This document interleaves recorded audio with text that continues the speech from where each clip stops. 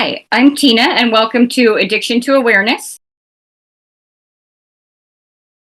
Michael, who is a drug and alcohol counselor. Michael, can you tell us a bit about what you do? Well, along the road, I started out as an addictions treatment counselor while going to grad school, working with people with co-occurring disorders, mental health, and substance use. And the journey going to grad school to get the master's in psychology was part of my path. I'm a CATC 4 with the APCC, I can't remember, but anyways, it's like a master's level addiction treatment counselor, and I'm on license track with a local agency working with mental health. We're kind of like there's something called no wrong door, meaning any way people come asking for services, whether it be addiction, they get transferred over to that kind of helpline, assess what the needs are, referral to community leads. But if they need a diagnosis and mental health treatment, I figure out whether they stay within the organization or we refer out, according to their insurance. Wonderful. That sounds like a really beneficial tool for everyone that's struggling with addiction. And the people that I interview, almost everyone has spoken about mental health issues leading up to or around after their addiction. So is that something that you notice as well? Not big time. In addition to that, family involvement, sobriety, really improves mental health.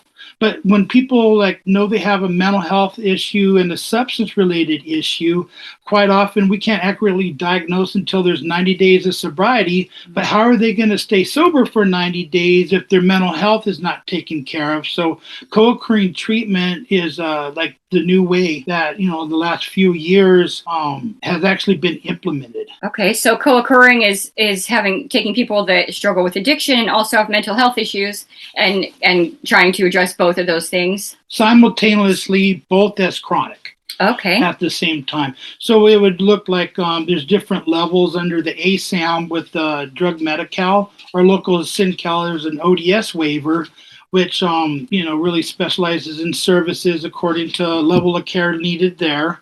Level 1, is outpatient, and then there's different specifiers, like if there was sober living involved or medication management. Level 2, about the same thing, that's intensive outpatient treatment, or they call it different things. Inpatient, outpatient, with the P, I don't remember, patient.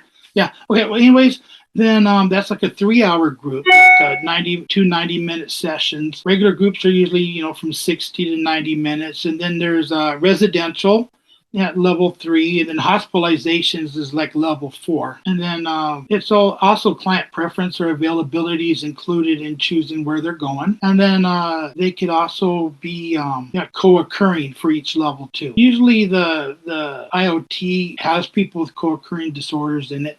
I've always noticed on my journey that they have symptoms related to mental health, even though they weren't diagnosed or treated for as they attended groups. And as they graduate, like you asked, going out, they can return to a substance use to just end the way they're feeling. Yeah. And they could wind up back in court, back on probation, and be successful. Probation gets a shout out because they're more recovery oriented in this area, as far as, if they're attending services and they could check in on it, they're less keeps them off their back, because probation is a real buzzkill.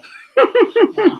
Yeah. And there's also a probation CAT team, and then the regular CAT team, it's the sheriff's department or the police that are trained in mental health. As far as not escalating but de-escalating the situation, there's a licensed psych tech, a nurse, mental health nurse, that will travel out there with them. And probation has about the same with, there's workers, and there's also the officers. And there's officers that are working on making relationships with the public, the homeless camps, but, making it accessible for services in our community, which are in existence. That's fantastic. It sounds like there's a lot of positive changes happening in our society with what you were talking about with probation.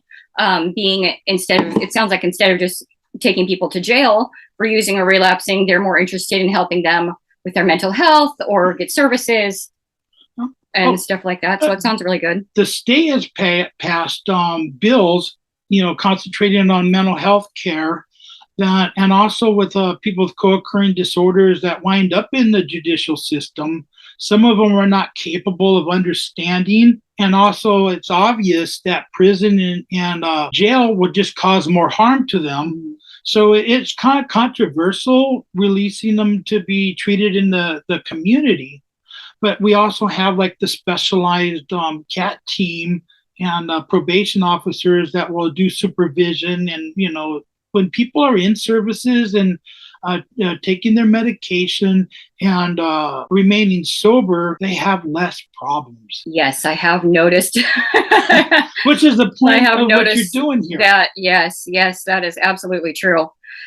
So I'd love to hear about some like success stories that you've seen. Have you seen, people making it and living good lives?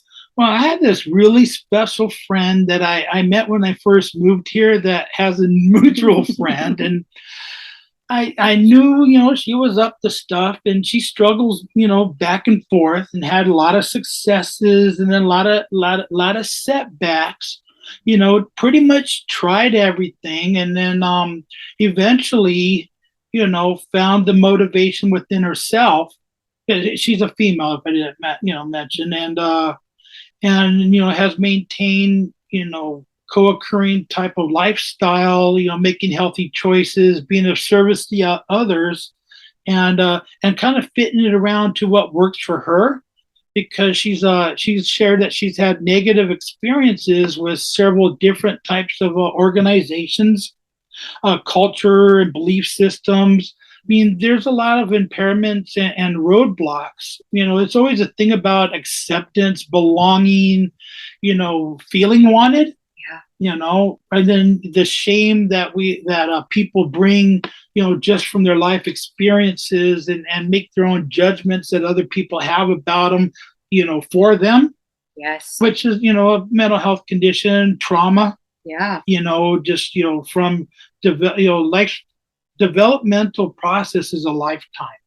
So that's my whole theoretical orientation, that, we're always able to change and improve for the better, because it's a lifetime process. That's, I don't know why it takes 43 years for some people and some people it doesn't. Yeah, I know.